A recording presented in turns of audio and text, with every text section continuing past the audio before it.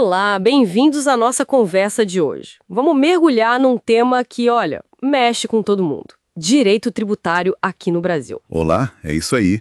Um tema denso, mas fundamental. Pegamos um material de curso, um guia de estudos também, para tentar entender o que é exatamente um tributo e por que tem tanto tipo diferente, né? A ideia é simplificar um pouco isso, Exato. porque entender o básico já ajuda demais, sabe?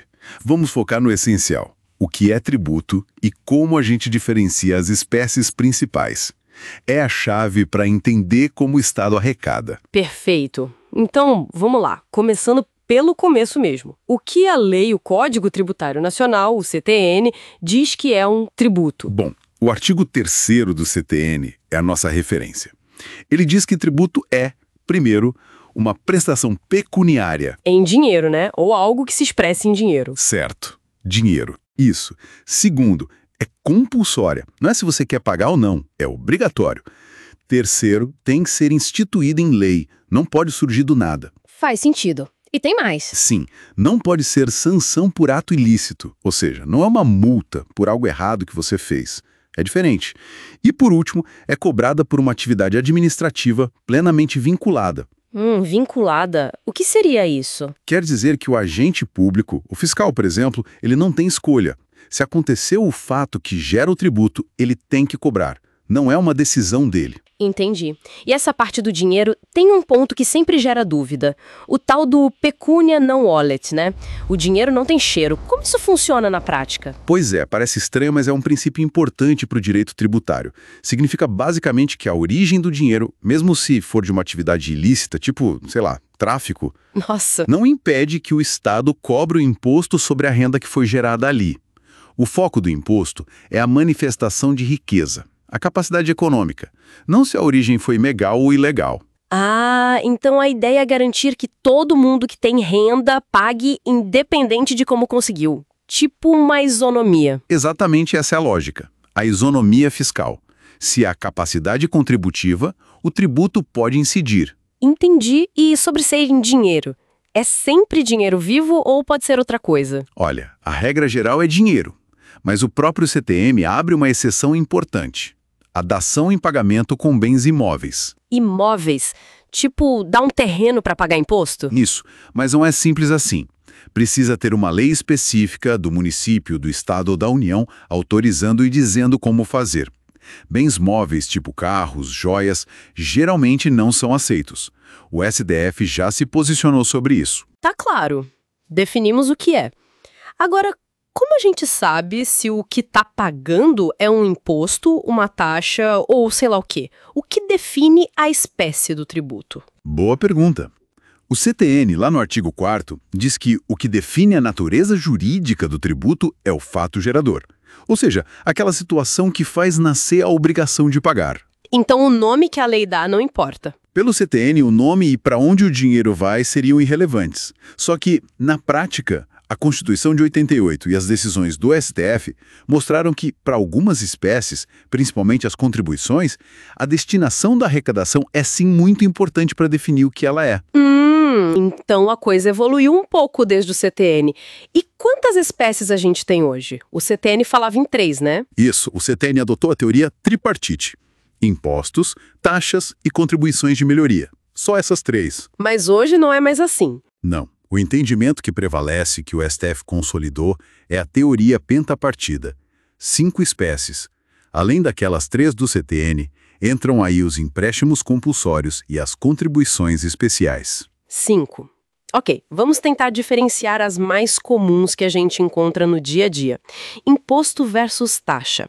Qual a diferença crucial? A diferença está na vinculação com uma atividade estatal. Impostos, tipo imposto de renda, IPTU e IPVA, eles são não vinculados. Você paga porque teve renda, tem um imóvel, um carro. É uma ação sua. O Estado não precisa fazer nada específico para você em troca daquele dinheiro. Entender. É pela minha situação. Exato. Já as taxas são vinculadas. Você paga porque o Estado fez algo direcionado a você ou pelo menos colocou à sua disposição. Pode ser o exercício do poder de polícia, tipo uma fiscalização sanitária, ou a prestação de um serviço público específico e divisível. Específico e divisível. Ah, foi por isso então que a taxa de iluminação pública caiu. Porque a luz na rua não é divisível, né? Beneficia todo mundo junto. Exatamente. O STF entendeu que o serviço de iluminação pública não é divisível, beneficia a comunidade como um todo, então não pode ser cobrado por taxa. Tem até súmula vinculante sobre isso, a 41. E o que fizeram então? Criaram outra coisa. E isso foi criada a COSIP, a Contribuição para o Custeio do Serviço de Iluminação Pública. É uma contribuição, não uma taxa, e aí sim é constitucional. É competência dos municípios e do DF. E um detalhe importante sobre taxas. A base de cálculo dela não pode ser igualzinha à de um imposto. Pode usar elementos, mas não ser idêntica. Entendi a diferença. E as outras contribuições, as especiais? A COSIP é uma delas. Exemplo, Que financiam a Seguridade Social, INSS, saúde, assistência. As CID, que são contribuições de intervenção no domínio econômico para regular algum setor. E as de interesse de categorias profissionais, tipo a anuidade da UAB, do CREA. a anuidade do Conselho é tributo. É sim, tem natureza tributária, segundo o STF. Geralmente as contribuições especiais são de competência da União, mas tem exceções, como a própria COSIP e as contribuições para a previdência de servidores estaduais e municipais. E o dinheiro delas é carimbado, tem destino certo. E o IFGTS? Entra aí. Boa lembrança. O FGTS, apesar de ser um pagamento compulsório para o trabalhador, o STF já decidiu que ele não tem natureza tributária. É um direito social, outra categoria. Ok. Falta uma das 5, a contribuição de melhoria. Essa parece menos comum. É bem mais específica. Ela só pode ser cobrada quando o poder público faz uma obra, tipo asfaltar uma rua, e essa obra valoriza os imóveis daquela região. Ah, então só se o meu imóvel valorizar por causa da obra. Exatamente. E tem limites bem definidos. O valor total cobrado de todo mundo não pode ultrapassar o custo da obra. E o valor cobrado de cada pessoa não pode ser maior que a valorização que o imóvel dela teve. É um limite duplo. E só para a gente ter um panorama mais amplo, podemos classificar os tributos de outras formas também, sabe?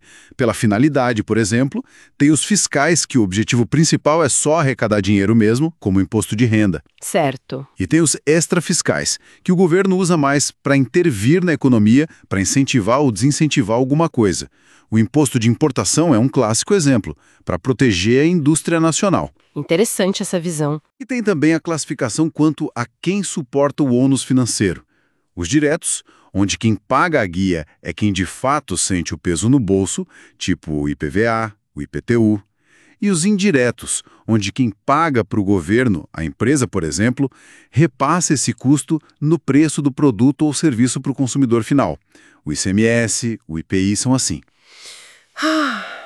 Acho que conseguimos cobrir bastante coisa, desde a definição lá no CTM, passando pelas 5 espécies que o STF reconhece hoje: impostos, taxas, contribuições de melhoria, empréstimos compulsórios e as contribuições especiais. Ficou bem mais claro que tributo é um termo bem amplo, né? Não é só imposto. Com certeza. E entender essas categorias, essas diferenças, é a base para a gente conseguir navegar no nosso sistema tributário. É entender como o Estado funciona, como ele se financia, como ele interfere na nossa vida econômica e social. Tudo passa por aí. Exato. E fica até uma reflexão para o final, né? Com as mudanças recentes, principalmente a reforma tributária que foi aprovada, a emenda 132 que está criando o IBS, o IS, mudando regras da COSIP, será que no futuro a gente vai ver essas categorias mudando de novo? Ou talvez até novas espécies de tributos surgindo para lidar com os desafios do Brasil? É algo para a gente continuar acompanhando. Sem dúvida. O direito tributário é muito dinâmico. Bom, por hoje é isso. Obrigada pela conversa. Eu que agradeço. Até a próxima. Até!